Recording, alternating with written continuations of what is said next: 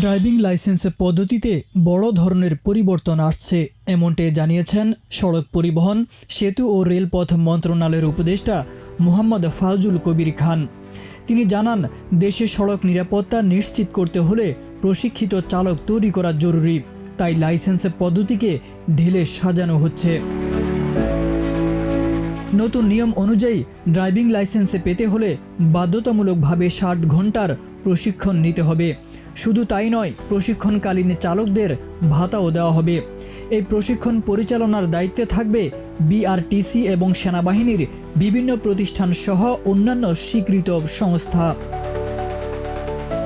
প্রশিক্ষণ হবে 2 ধাপে। প্রথম ধাপে চালককে সড়কের সাইন এবং নিয়মকানুন বোঝানো হবে।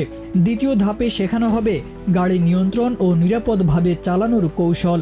এছাড়া লাইসেন্স পেতে শারীরিক সক্ষমতা যাচাই এবং ডোপ টেস্টও বাধ্যতামূলক করা হবে।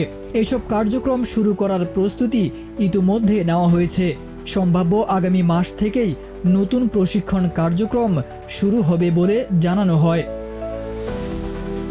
মোহাম্মদ ফাউজুল কবির খান বলেন, বিআরটিএকে আর কেবল নিয়ন্ত্রণমূলক সংস্থা হিসেবে নয়, বরং একটি সেবামূলক প্রতিষ্ঠান হিসেবে রূপান্তরের উদ্যোগ নেওয়া হচ্ছে।